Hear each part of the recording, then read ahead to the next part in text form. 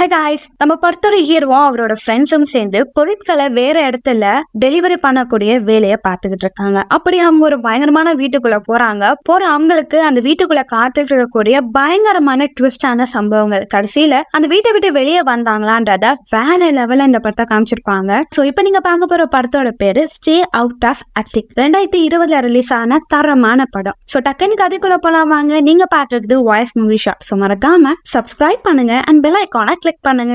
படத்தோட ஸ்டார்டிங் ஒரு பங்களாவை காமிக்கிறாங்க. பார்க்கவே கொஞ்சம் பயங்கரமா இருக்கு. இப்போ நம்ம ஹீரோ அவரோட ஃப்ரெண்ட்ஸ் ட்ரக்ல வராங்க. ஹீரோ தான் இங்க பாஸ். அவருக்கு கீழே 2 அசிஸ்டன்ட் இருப்பாங்க. ஹீரோ என்ன ஒர்க் பண்றாங்கன்னா, பொதுவா நிறைய பேர் வீட்டை ஷிஃப்ட் பண்ணனா குட்டி லாரி வரும், பொருட்கள்லாம் நம்ம அதுக்குள்ள வச்ச பிறகு அவங்க எடுத்துட்டு போய் அதை இறக்கி வைப்பாங்க. ஆனா ஃபாரின்ல எப்படின்னா அந்த பொருளை பேக் பண்றதுல இருந்து பக்காவா டெலிவரி பண்ணி அந்த இடத்துல வைக்கிறதுக்கும் அவங்களாம் எல்லாம் பார்த்துப்பாங்க. சோ நம்ம ஹீரோ அப்படி ஒரு கம்பெனியா தான் நடத்திட்டு வராரு. அதுக்கான 2 ஆட்கள் இருக்காங்க. சோ இப்போ நம்ம ஹீரோ என்ன சொல்றான்னா, ரொம்ப நாள் கழிச்சு நமக்கு ஒரு ஆர்டர் வந்திருக்கு. சோ எதையும் சொதப்பாம இந்த வாட்டி நல்லா பண்றீங்கப்பா அப்படின்னு சொல்லும் போது அந்த இடத்த போன வாட்டி மாதிரி இந்த வாட்டி பணத்துல எந்த பிரச்சனையும் வராதுல்ல, அதெல்லாம் வராது, நம்ம எல்லாத்தையும் பக்காவா பண்ணா எல்லாம் முடிஞ்சு போயிடும், சரி வாங்க அப்படின்னு சொல்லிட்டு இறங்குறாங்க.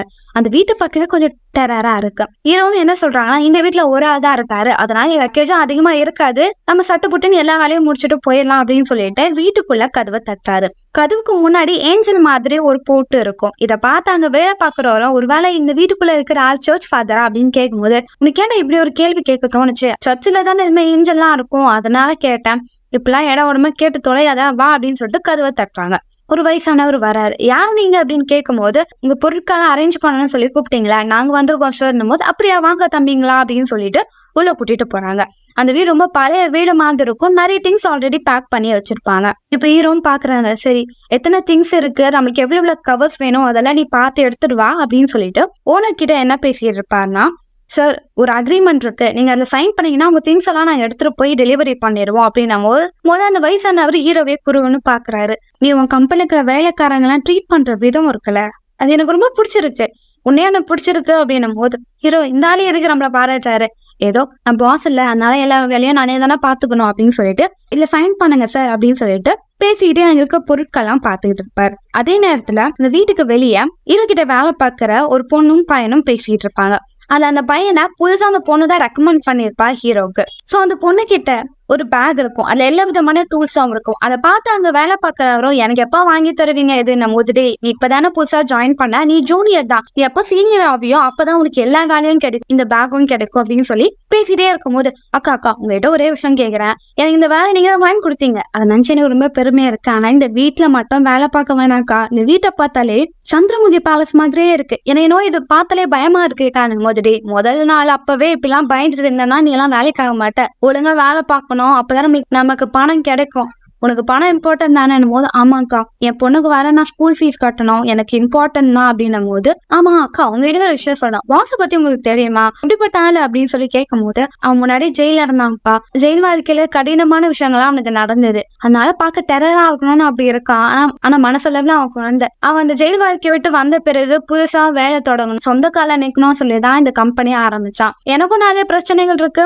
போதையினால நான் பல இடத்துல அடி வாங்கினேன், கடைசியில எனக்கு இவன் தான் வேலை கொடுத்தான், இவன் தான் நான் வேலை பார்த்துக்கிட்டு இருக்கேன் அப்படின்னு சொல்லி இவங்க 2 பேர் பேசிட்டே இருக்கும் போது ஜன்னல் வழியா யாரோ ஒருத்தாங்க இவங்க 2 பேரும் பாக்குற மாதிரியே அந்த பொண்ணுக்கு தெரியுது. யாரு இவங்க குருவன்னு பாக்குறாங்க, சரி ரொம்ப நேரம் பேசுறோம் நம்ம போய் வேலையை பார்க்கலாம் அப்படின்னு சொல்லிட்டு அவங்க எல்லா பொருளையும் எடுத்து வச்சுக்கிட்டே இருக்காங்க. அதே இடத்துல ஹீரோ என்ன சொல்றாரு, சார் அக்ரிமெண்ட் படி நீங்க சொன்ன மாதிரியே நாளைக்கே எல்லா பொருளையும் பக்காவா எடுத்துட்டு போய் நீங்க போக வேண்டிய வீட்டுல வச்சிடறோம் அப்படின்னு சொல்லும் போது, இல்ல தம்பி இன்னைக்கு நைட்டே மொத்தமா முடிச்சிருங்க அப்படின்றத அந்த வயசானவர் சொல்றாரு. இல்ல சார் இன்னைக்கு நைட்டுக்குள்ள எல்லாம் முடியாது சார், பொருட்கள் எல்லாம் நிறைய இருக்கு, எங்களுக்கு ஆட்களும் கொஞ்சம் கம்மியா தான் இருக்காங்க அப்படின்னு சொல்லி ஹீரோ சொல்லிக்கிட்டே இருக்கும் போது, இல்ல தம்பி நான் எக்ஸ்ட்ராவா காசு கொடுக்குறேன், எப்படியாவது இன்னைக்குள்ளே முடிச்சிருங்க, ரொம்ப பொருளாம் இல்ல, அதுலயும் சில பொருட்களை நான் ஆல்ரெடி பேக் பண்ணி வச்சுட்டேன் அப்படின்றத அந்த வயசானவர் சொல்றாரு. இதெல்லாம் கேட்டுட்டே இருக்கும் போது ஹீரோட அசிஸ்டன்ட்டுங்களும், அதுதான் அவர் பணம் தரேன்னு சொல்றாரு, நம்ம இன்னைக்கு ஃபுல்லா கஷ்டப்பட்டு வேலை பார்த்துடலாம் அப்படின்னும் போது ஹீரோ, இல்ல முடியாது, அவ்வளவு வேலையை நம்மளால எப்படி பண்ண முடியும், இன்கேஸ் நம்மளால பண்ண முடியாம போயிடுச்சுன்னா அது நம்ம கம்பெனிக்கு தானே அசிங்கம், இல்ல வேண்டாம் உங்களால ரொம்ப நேரம் உழைக்க முடியாது அப்படின்னு சொல்லும் போது, பணம் தராங்கன்றாங்க, யார் தான் வேணாம்னு சொல்லுவாங்க, அவரு திரும்ப எக்ஸ்ட்ரா காசு போட்டு வேற தரேன்றாரு,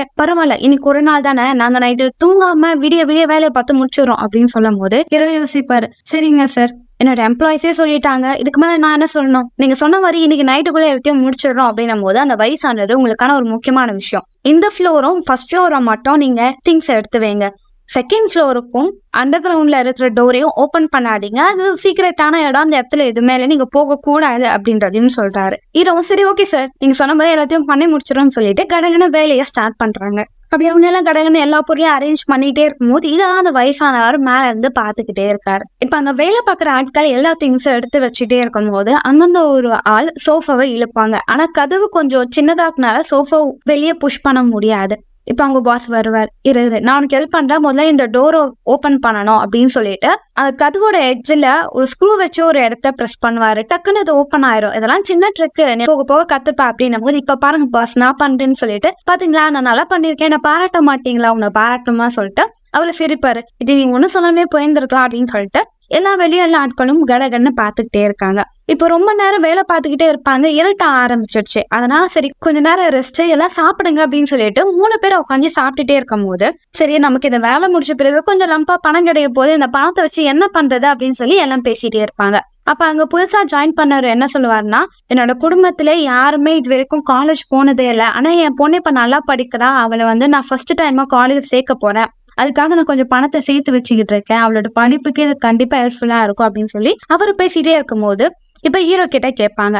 ஹீரோ ஒன்னும் இல்ல, இந்த ட்ரக்கு கொஞ்சம் டேமேஜா இருக்கு, அதை கொஞ்சம் சரி பண்ணணும் அப்படின்ற மாதிரி சொல்லும் போது இப்ப அந்த ஆள் ஹீரோவோட ஷர்ட்டை தூக்கி பார்த்தா அங்க ஒரு டாட்டூ இருக்கும். கையில மட்டும் இல்லாம அவரோட உடம்புல நிறைய டாட்டூ இருக்கிறத அவர் ஆல்ரெடி பார்த்திருப்பாரு. எனக்கு அப்பவே தெரியும் நீ ஒரு கேங்ஸ்டர் தானே, நீ மோசமானவன் தானே அப்படின்னு சொல்லிட்டு ஹீரோவை பார்த்து அவர் கத்திக்கிட்டே இருப்பாரு. எனக்கு இதுக்கு மேல வேலை வேண்டாம், நான் இப்பதான் திருந்தி வாழணும்னு நினைக்கிறேன், உங்க கூட எல்லாம் சேர்ந்தா நான் உருப்படாம போயிருவேன்னு சொல்லும் போது அங்கிருந்து அந்த லேடியும் என்ன சொல்லுவாங்கன்னா, உன் இஷ்டத்துக்கு நீ பேசாத, ஹீரோ முதல்ல ஜெயில இருந்தாரு, அந்த வாழ்க்கை கடினமா இருந்தது, அப்போ அவரை யாருமே சீண்டாம இருக்கணும்னா அவர் டாட்டூ போட்டாதான் கொஞ்சம் எல்லாம் பயப்படுவாங்கன்னு அவர் அப்படி நடந்துகிட்டாரு. ஆனா அவர் அப்படி ஒரு மோசமானவரே இல்ல, இப்ப திருந்தி வாழ்ந்த அவரோட புது வாழ்க்கைய அவர் தொடங்கிட்டு இருக்காரு, நமக்கும் வேலை கொடுக்கறாரு, நீ இப்பெல்லாம் பேசக்கூடாது அப்படின்னும் போது அவரும் யோசிக்கிறாரு. ஹீரோவா தான் சொல்றாரு, முன்னாடி நான் மோசமான ஆளா இருந்தேன் தான், அதை நான் இல்லைன்னு சொல்லல, ஆனா நான் இப்ப திருந்தி வாழ தொடங்குறேன், முன்ன மாதிரி இப்ப இருக்க மாட்டேன், உங்களையும் நான் அப்படி நடத்த மாட்டேன் அப்படின்றத சொல்றாங்க. இதெல்லாம் கேட்டா அவரும் மன்னிச்சிடுங்க, நான் கோவப்பட்டு பேசிட்டேன், எனக்கு ஏன் இது மாதிரி விஷயங்கள்னா பிடிக்கலன்னா நான் முன்னாடி ரொம்ப ட்ரக்குக்கு அடிக்டா இருந்தேன், இங்க பாருங்க இப்பதான் வாழ்க்கையில ஒரு புது மாற்றம் வந்திருக்கு, என் குடும்பம் என் குழந்தை வந்த பிறகு இதுக்கத்த எந்த ஒரு பிரச்சனையும் போகாம நல்லபடியா வேலை பார்த்து என் குடும்பத்தை நல்லபடியா பாத்துக்கணுன்றதான் என் ஆசை. அங்க பொண்ணு கிட்ட சரிங்க அக்கா நீங்க பணத்தை வச்சு என்ன பண்ண போறீங்கன்னு போது நான் உங்க 2 பேரும் மாதிரி மோசமானவளா இல்ல, பணத்தை வச்சு நான் ஜாலியா என்ஜாய் பண்ணுவேன் போது சரி நேரம் ஆச்சு நம்ம வேலையை தொடங்கலாம் அப்படின்னு சொல்லிட்டு எல்லாம் வேலை பார்க்கறதுக்காக உள்ள வருவாங்க. அப்போ ஹீரோ என்ன சொல்லுவாருன்னா, நம்மளுக்கு இன்னும் கொஞ்ச நேரம் தான் இருக்கு, அதனால ஆளுக்கு ஒரு இடத்த பிரிச்சு வேலை பார்க்க ஆரம்பிக்கலாம் அப்படின்னு சொல்லிட்டு ஹீரோ இங்க இருக்கிற சின்ன சின்ன ரூம்ஸ் எல்லாம் ஏதாவது மிஸ் ஆயிட்டா நான் செக் பண்றேன்னு சொல்லிட்டு அங்க ஃப்ரெஷ்ஷா வந்தவர்கிட்ட நீ புக்ஸ் எல்லாம் இருக்கு அதெல்லாம் பேக் பண்ணுன்னு சொல்லுவாங்க. அங்க அந்த லேடி கிட்ட இங்க ஒரு குழந்தைக்கான ரூம் இருக்கு, அந்த ரூம்ல இருக்க பொருள் எல்லாம் பேக் பண்ணுங்க அப்படின்னு சொல்லிட்டு எல்லாம் வேலை பார்க்க ஆரம்பிப்பாங்க. அப்படி எல்லா வேலையும் பார்த்துட்டே இருக்கும்போது ஃபர்ஸ்ட் ஃப்ளோர்ல ஒரு ரூம் மட்டும் இருக்கும், அது லாக் ஆயிருக்கும். ஹீரோ அந்த இடத்த பாப்பாரு, ஓபன் பண்ண ட்ரை பண்ணும்போது அந்த வயசானவர் வந்துடுறாரு. தம்பி இதை ஓபன் பண்ணாத அப்படின்னு சொல்லும் போது ஏன் ஏதாவது விஷயம் இருக்கான்னும் போது அதுக்குள்ள ஒன்னும் இல்ல, நான் தான் பூட்டு போட்டிருக்கேன். ஆமா இது ஜெர்மனி போட்டாச்சு, இது எதுக்கு உங்ககிட்ட இருக்குன்னும் போது ஜெர்மனி போட்டா உனக்கு எப்படிப்பா தெரியும், நீ ஆல்ரெடி யூஸ் பண்ணிருக்கியா இல்ல நீ ஜெர்மனி ஆளா அப்படின்னு கேட்கும்போது இல்ல அப்போ உனக்கு எப்படி தெரியும், எனக்கு ஆரம்பத்துல இருந்து உன் மேல டவுட் வந்தது, ஏதாவது என்கிட்ட மறைக்கிறியாப்பா, சரி அது கூட சொல்ல வேணாம், நீ ஏதாவது பூட்டை கலெக்ட் பண்றியா அதனாலதான் அது ஜெர்மனி போட்டுன்னு உனக்கு தெரிய வந்ததான்னு சொல்லி துரு கேள்வி கேட்க ஹீரோ சார் எனக்கு இதெல்லாம் பத்தி எதுவுமே தெரியாது, நான் இங்க இருந்து போறேன் அப்படின்னு சொல்லிட்டு ஹீரோ அங்க இருந்து போயிடுறாரு. இப்ப அங்க புதுசா ஜாயின் பண்ணவரோ புக்ஸ் எல்லாம் எடுக்கிறாரு. அவருக்கு அங்க இருக்கிற இடங்களே கொஞ்சம் வினோதமா தெரியுது. எனக்கு இன்னும் இந்த தாத்தா மேல ஏதோ டவுட்டா இருக்கு அப்படின்னு சொல்லிட்டே இருக்கும்போது ஹீரோ வர்றாரு. ஆமாப்பா நான் கூட இப்போ ரூம் ஓபன் பண்ணலான்னு பார்த்தா அந்த தாத்தா என்ன கேள்வி கேட்டு கடுப்பேத்துறாரு, நான் இங்க வந்துட்டேன், சரி நமக்கு எதுக்கு பிரச்சனை, வந்தோமா எல்லா திங்ஸும் பேக் பண்ணோமா டெலிவரி பண்ணோமான்னு பார்த்துட்டு இங்க வந்து போயிடலாம், ரொம்ப நாளா இங்க இருக்க வேணாம், எனக்கு இதோட டேஞ்சரஸான இடம் தோணுது அப்படின்னு சொல்லிட்டு சீக்கிரமே எல்லா புக்கையும் பேக் பண்ணுன்னு சொல்லிட்டு ஹீரோ போயிடுறாரு. இப்ப அங்கிருந்து அந்த லேடியும் அந்த குழந்தையோட ரூம்ல இருக்கிற திங்ஸ் எல்லாம் பேக் பண்ணுவாங்க. அப்படி அவங்க பேக் பண்ணிட்டே இருக்கும் போது இதெல்லாம் சப்ப மேட்டர் நான் டக்குன்னு பேக் பண்ணிடுவேன்னு சொல்லிட்டு ஜாலியா பாட்டு கேட்டுட்டு எல்லாத்தையும் அரேஞ்ச் பண்ணிட்டே இருப்பாங்க. பார்ப்பாங்க. அப்ப அந்த குழந்தைங்களை தூங்க வைக்கக்கூடிய ஒரு மரப்பலகை இருக்கும். அது ஸ்க்ரூ வச்சு எடுக்க எடுக்க பார்ப்பாங்க. ஆனா அது ரொம்ப டைட்டா இருக்கும். இப்ப சீலிங்ல ஏதோ சத்தம் கேட்கும். ஏன்னா இது சீலிங்ல சத்தம் கேக்குதுன்னு திரும்பி பாக்குறாங்க. அங்க ஒரு ஓட்டை இருக்கு. பழைய வீடு ஓட்டை இருக்கிறது சகஜம் தானே அப்படின்னு சொல்லி அவங்க வேலை பார்த்துட்டே இருக்கும்போது இப்ப அந்த ஓட்டை வழியே ஏதோ ஒரு கை உள்ள வரல. அவங்க நல்லா பாட்டு கேட்டுக்கிட்டே இருக்கனால கவனிக்காம வேலை பார்த்துக்கிட்டே இருக்காங்க. இப்ப ஹீரோ இங்க ஏதாவது ரூம் இருக்காங்க, ஏதாவது திங்ஸ் இருக்கான்னு பார்க்கும்போது அங்க ஒரு வாஷ்ரூம்குள்ள போற அந்த இடமே பார்க்க கொஞ்சம் வினோதமா இருக்கு. அதெல்லாம் ஹீரோ நோட் பண்ணிக்கிட்டே இருப்பாரு. இப்ப அந்த புக்கெல்லாம் பேக் பண்ணிக்கிட்டே இருக்கிறவரு ஒரு பெரிய பெட்டியில அந்த புக்கை போடும் போது ஸ்லிப் ஆகி எல்லா புக்கும் கீழே விழுந்துரும். அப்படி எல்லா புக்கும் விழுகும் போது ஒரு புக்கை ஓபன் பண்ணி பார்த்து பயங்கரமா ஷாக் ஆயிருவாரு. அது ஒரு ஜெர்மனி புக். அந்த புக்ல மனுஷங்களோட எலும்புக்குள்ள இருக்கிற விஷயத்த பத்தி டீட்டெயிலா போட்டிருக்கும். அந்த புக்கை திருப்பி திருப்பி பார்க்கும்போது நிறைய புத்தகத்துல மேல ஒரு டூப்ளிகேட் கவரை வச்சு அந்த புக்கை மறைச்சு வச்சிருப்பாங்க. அதுக்குள்ள ஒரு பேப்பரும் இருக்கும். அந்த பேப்பர்ல ஒரு ஜெர்மனி ஆபீசரை பத்தின லெட்டர். அது இதை பார்த்தவரை பயந்து போயிருவாரு. பாஸ் இங்க வாங்க அப்படின்னு போது ஹீரோ வருவாரு. என்னடா ஆச்சு நம்ம பாஸ், நான் அப்பவே சொன்னல இந்த ஓனர் ஏதோ திட்டு வேலை பண்றாரு, அவர் முகமே சரியில்லைன்னு. அவர் ஜெர்மனி ஆள் போல. அது மட்டும் இல்லாம மனுஷங்களோட ஆர்கன்ஸ் எல்லாம் எப்படி கட் பண்ணணும் அப்படின்ற மாதிரி இந்த புக்ல நிறைய விஷயங்கள் இருக்கு. நம்ம அப்பவே நினைச்சேன் இந்த இடம் டேஞ்சர், இதுக்கு மேல இங்க அந்த சேஃப் இல்ல, வா இதை போய் நம்ம ஃப்ரெண்டு கிட்ட சொல்லலாம்னு சொல்லிட்டு அந்த பொண்ணை கூப்பிடுறதுக்காக வராங்க.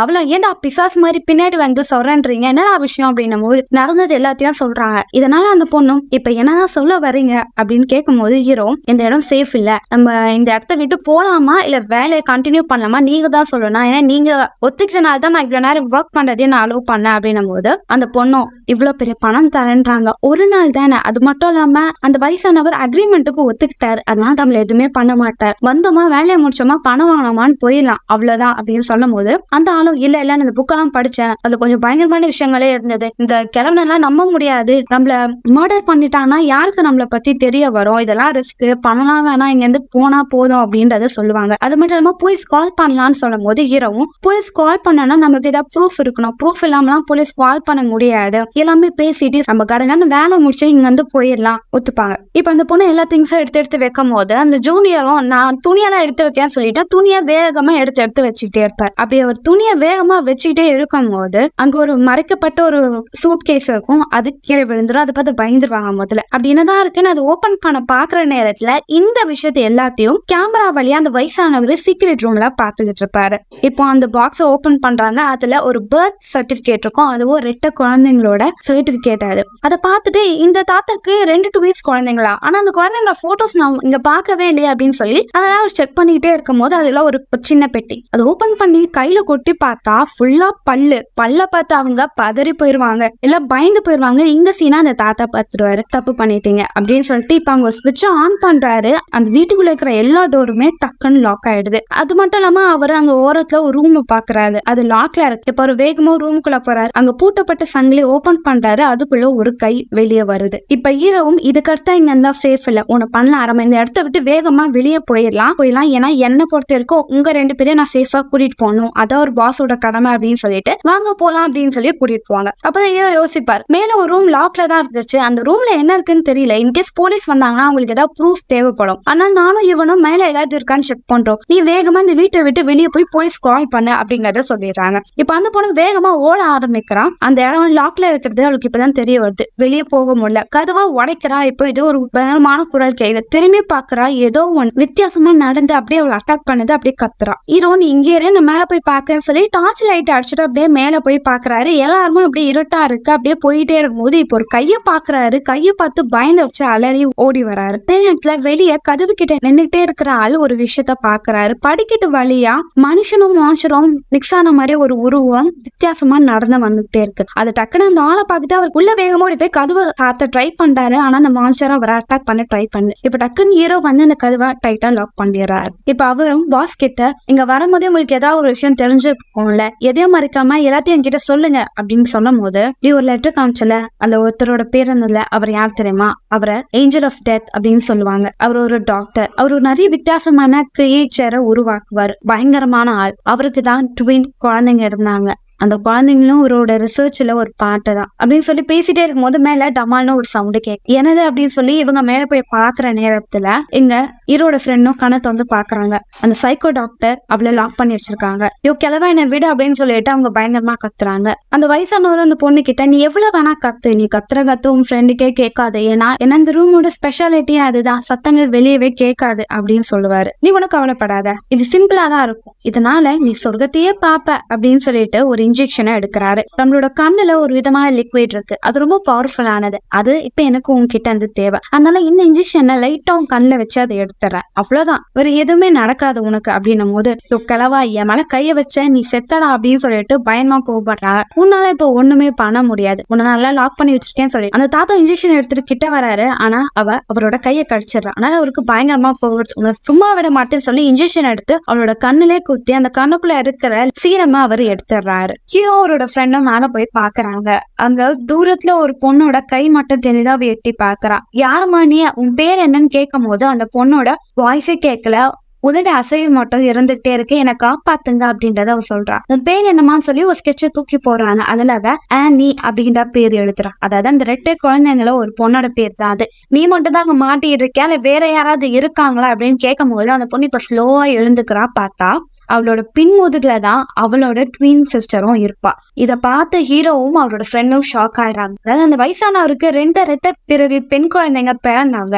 ஆனா அவங்க எல்லாம் நார்மலா தான் இருந்தாங்க. ஆனா அவர் ரிசர்ச்ன்ற பேர்ல இவங்க 2 பேரோட உடலையும் ஒன்னா அட்டாச் பண்ணிட்டாரு. அவரோட ஆராய்ச்சிக்கு இந்த குழந்தைங்கள பயன்படுத்திட்டாரு. இப்போ ஹீரோ கிட்ட ஹெல்ப் கேட்கறாங்க. ஹீரோவும் சரி கவலைப்படாதீங்க, உங்களை நான் இங்க வந்து கூட்டிட்டு போயிடா வாங்க அப்படின்னு சொல்லிட்டு அவங்களை அப்படியே பொறுமையா கூட்டிட்டு வராங்க. அதே இடத்துல இங்க அந்த வயசானவ கீழே இறங்கி வராங்க. அவ்வளவு சீக்கிரத்துல என் பொண்ணுங்களா உன்னால வெளியே கூட்டிட்டு போக முடியாது, அவங்க என் ப்ராப்பர்ட்டி அப்படின்னும் போது நீ எல்லாம் ஒரு மனுஷனா, உன் குழந்தைய இப்படி ட்ரீட் பண்றிய அப்படின்னும் போது அவங்க என் குழந்தை இல்ல, குழந்தைக்கும் மேல, அவங்கள வச்சுதான் நான் நிறைய விஷயம் பண்ணணும்னு நினைச்சுக்கிட்டு இருக்கேன், தேவையில்லாம என் விஷயத்துல தலையிடாதீங்க அப்படின்னு சொன்னும் போது இதை கேட்டு ஹீரோக்கு பயங்கரமா கோவம் வரும். என்னடா பண்ணுவா, போலீஸ் கிட்ட அவனை போட்டு கொடுக்க போறான் அப்படின்னும் போது அவர் கையில இருந்த ஒரு விஷயத்த தூக்கி போடுறாரு, அவங்க ஃப்ரெண்டோட கண்ணு. என்ன பண்ண அப்படின்னும் போது அவளோட ஒரு கண்ணை எடுத்துட்டேன், இப்ப நீங்க ஏதாவது தப்பா ஏதாவது விஷயம் பண்ணீங்கன்னா மறு கண்ணை எடுத்துருவேன், உங்களையும் கொலை பண்ணிடுவேன் போது என்ன மிரட்டே அப்படின்னு சொல்லிட்டு ஹீரோ கோவத்துல கிட்ட வரும்போது அந்த வயசானவர் கையில அந்த கண்ணை எடுத்து ஹீரோவை ஷூட் பண்ணிடுறாரு. ஹீரோட வயிற்றுல இருந்து ரத்தம் வரனால அவரோட ஃப்ரெண்டு ஹீரோட ஷர்ட்டை எடுத்து அந்த வயிற்றை பிடிக்கும் போது ஹீரோட செஸ்ல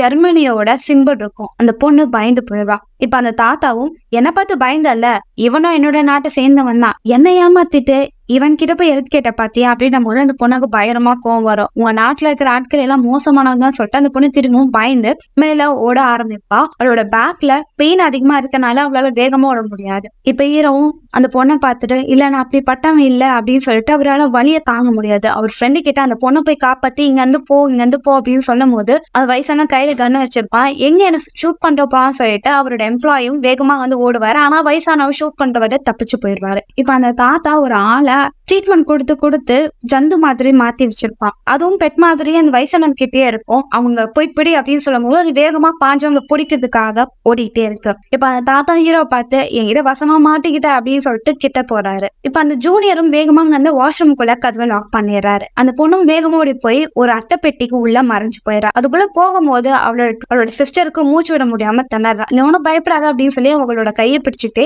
அந்த அட்டைப்பெட்டியில மூடிட்டு ஒளியும் போது இப்ப அந்த ஜந்து போகுது. எல்லா இடத்துலயும் கதவை தட்டிக்கிட்டே போகுது.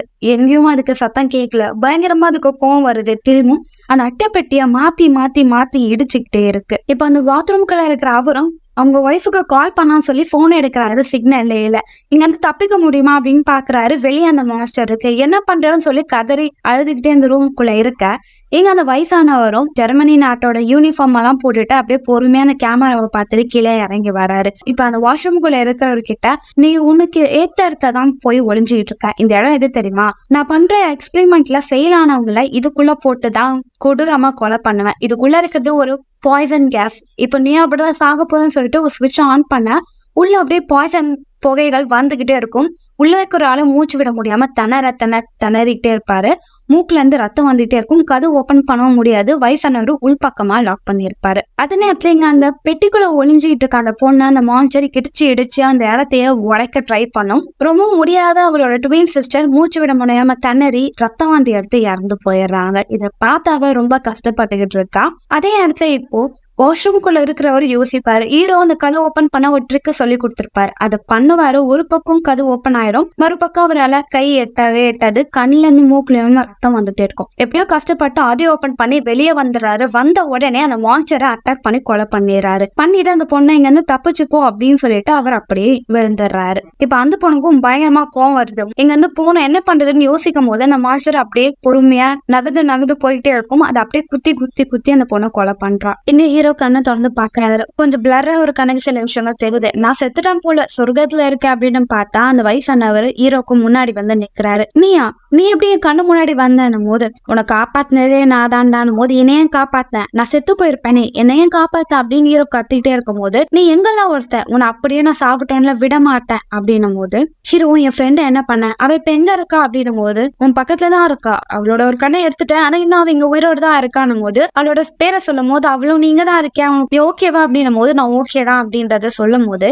இப்ப அந்த தாத்தாவும் உன் ஃப்ரெண்ட நீ ரொம்ப நம்புறியா, அவன் உண்மையாவே யார் தெரியுமா, உன்கிட்ட நிறைய பொய் சொல்லியிருக்கா அப்படின்னு சொல்லிட்டு ஹீரோ பத்துட்டா சில விஷயத்த அந்த தாத்தா சொல்ல இதை கேட்ட ஹீரோவும், இந்த கிழவன் சொல்றது எதையும் நம்பாத, அவன் சொல்றது எல்லாம் போய் அது எதையும் கால வாங்கிக்காத அப்படின்னும் போது, அவளோட ஃப்ரெண்டும் எனக்கு தெரியும் உன்னை பத்தி, அவன் என்ன சொல்ற போறான், எனக்கும் மேல நம்பிக்கை இருக்கு அப்படின்னும் போது, ஓ நீ அவ்வளவு நம்புறியா அவனோட பாஸ, சரி அவனோட செஸ்ல ஜெர்மனியோட சிம்பிள் இருக்கே அது ஏன் இருக்குன்னு தெரியுமானும் போது, என் பாஸ் ஆல்ரெடி ஜெயில இருந்தாரு, அங்க போட்ட டாட்டூ தான் அதுன்னும் போது, எது ஜெர்மனியோட டாட்டூவ செஸ்ல ஜெயில போடுறாங்களா, இதெல்லாம் நீ நம்புறியா, அவன் உண்மையாவே யாருன்னு தெரியுமா உனக்கு, அவ்வளவு சீக்கிரத்துல அவ்வளவு பெயின்ஃபுல்லான டாட்டூவை யாருமே அவங்க செஸ்ல போட மாட்டாங்க, சில பேர் மட்டும் தான் போடுவாங்க, அதுவும் ஜெர்மனி ஆர்மில இருந்த ஹை போஸ்டிங் ஆபீசருங்க மட்டும் தான் போடுவாங்க, அவங்களுக்கு மட்டும்தான் அந்த சிம்பிளை போடுறதுக்கான தகுதியும் உரிமையும் இரு, அப்படிப்பட்ட பாஸ் தான் உன் ஃப்ரெண்ட் அப்படின்னு சொல்லும் போது, ஹீரோ வாய மூடு வளராதன்னும் போது, ஹீரோயினும் அப்போ நீ என்கிட்ட எல்லாமே மறைச்சிட்டியா அப்படின்னு சொல்லி ஹீரோனையும் பயங்கரமா கோவப்பட்டுக்கிட்டே இருப்பா. ஹீரோவும் நான் உன்கிட்ட சொல்லணும் தான் நினைச்சேன், ஆனா நீ இது எப்படி ஏத்துப்பேன்னு எனக்கு தெரியல, அதான் நான் சொல்லாம விட்டுட்டேன், என்ன மன்னிச்சிரு,